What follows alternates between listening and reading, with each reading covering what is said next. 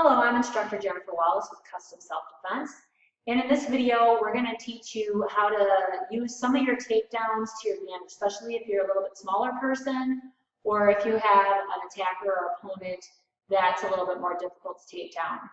So one of the concepts I want you to understand is when you're taking someone down or when you're doing a joint lock or anything like that, the less of a gap you give your opponent or your attacker, the less maneuverability they have. So if I take Roger down here, and I'm just going to do by the chin, Roger, and I'm going to do it normal, so go ahead and break fall. So normally I would take his chin back like this, and you see this space I have here? This is a pretty good amount of space, right? And I'm going to pull him back, and I'm going to fall, okay? If you get someone who's really fighting you or you're having a difficult time, what happens is they might be able to maneuver. So if he has space, Roger, as I pull you back, I want you to bring your hips and your shoulders back and line your head up, you know what I'm saying? Okay, so now he's going to line himself up, so it's harder for him to get down. It's going to take me longer. Okay, that's one example. Another example is when I go to take him down, I want you to twist around. Ready? I go like this, he twists around, and I lose him right away. Okay, because he's smart.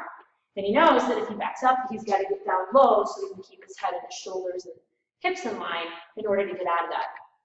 So one way to decrease your attacker's ability to maneuver out of a takedown is to pin them very close to you. So for example, if Roger punches at me here and I block and I come up, say, underneath, when I go to take him down, I'm going to grab him by the arm. And if you turn sideways, you're going to see there's no gap here. So before I had a gap like this, here I really have no gap. What I'm going to do is take one step back and drop to my knee while I pull his head back, pinning him to my chest. And he's going to basically go straight down to the floor. So this is what I'm going to do, okay? When I do that, come back up. What it does is it does not allow him maneuverability to try to maneuver out of that takedown. It makes it much more difficult. I will do it on the other side here, so turn this way. So in this case, I have him pinned from the other side, and I'm going to step back with this right leg. See this gap? I'm not going to leave that gap. Okay? I'm going to step back. Boom. Now I can turn him sideways if I want, so that he's not landing on my knees. That's one of the biggest issues people have with this technique. All right? Turn around, please. I'm getting back to the takedown with the chin. Okay? If I keep him close, now maybe I wrap my hand around and I step back to this knee. See how he sits almost directly down? Now there's a small gap. Come on back up. Turn around. There's a small gap in my body here, but there's no gap in my chest up here. So when I do this and I step out, you'll see this gap in here, but there's no gap up here. If I give him a gap up here, twist around when I go down, he's going to be able to twist around right away. If I give him no gap right here, he's going to try to twist around. See what happens?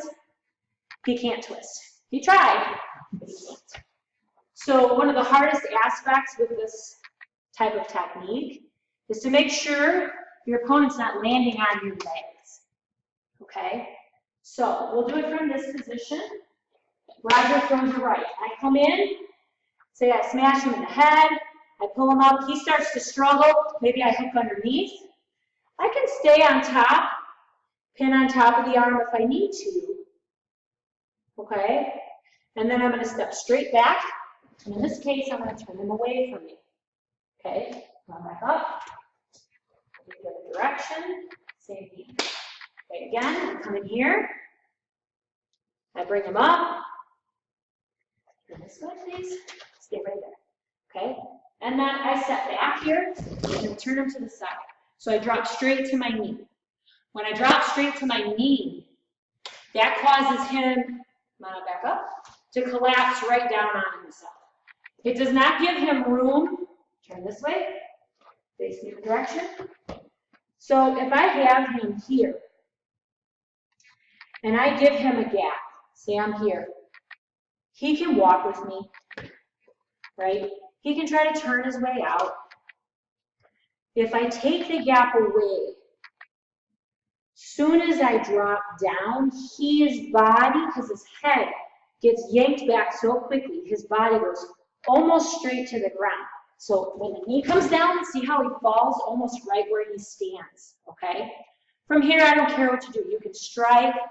If you have control of this arm, you can come up and block the arm or do whatever you want. But the key is that you're able to get that larger person down. This works, and now I'm fairly tall, but Roger's about 5'10", right? You could take somebody who's upwards of a little taller than 5 foot, maybe 5 foot, and a lot of times they can take a larger person down this way. Also, turn around. There's always your good tried and true kick the back of the knee. And you can combine the two. It's a little more difficult, where if I'm here and I feel like I can't sit him down, I can kick the back of the knee and then sit right down onto this knee, okay?